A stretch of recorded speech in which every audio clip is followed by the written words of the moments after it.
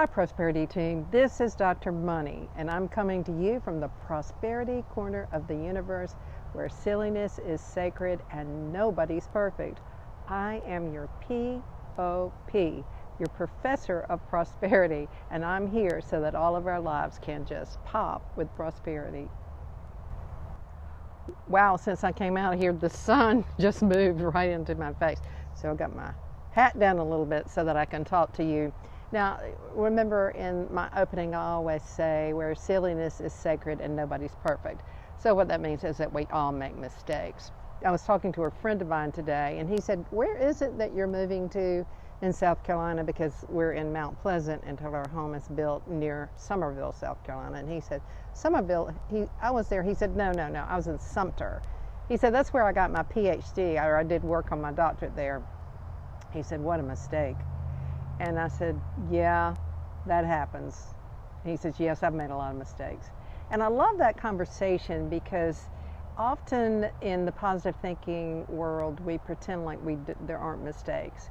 What we try to do is not give ourselves a moment to have an acknowledgement that we wish we had done it a different way, because we do know that all things are going to turn out okay in the end. And we know that whatever mistake we make, it can detour into a better reality and something better. But I think it's important that we just have a few moments to say, I made a mistake. There's something cathartic about that. And so positive thinking isn't about trying to take away emotional clearing and emotional cleansing.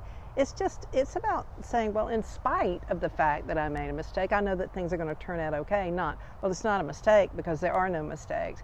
That can be kind of like a platitude or something. There are no mistakes. So we ought to be able to just have a language in which we can talk to each other without having to have the exact words for positive thinking or the exact words for prosperity thinking.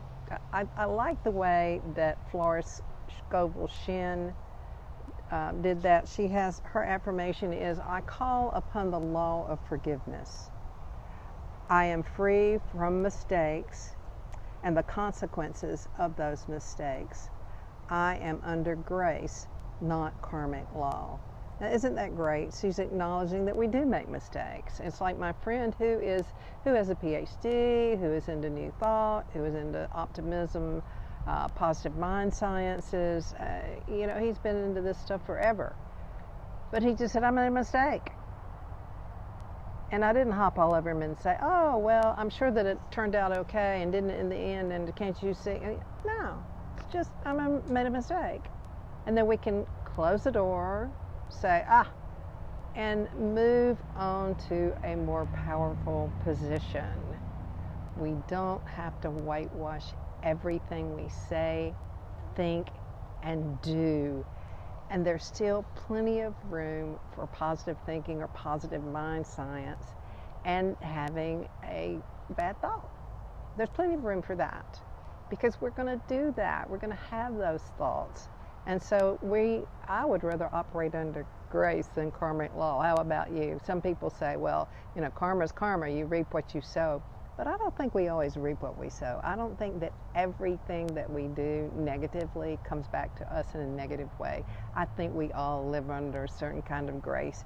And that is, if our whole intention is to live our lives with integrity and a good and honorable way, I think that we do operate under grace. There's a lot of, we reap what we sow, that our thoughts come back to us as things, but there's a lot of grace in that.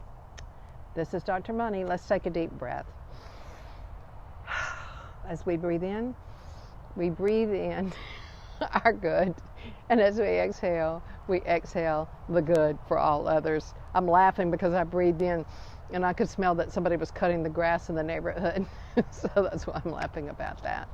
And on that note, I want you to remember one more thing for sure, and that is that I love you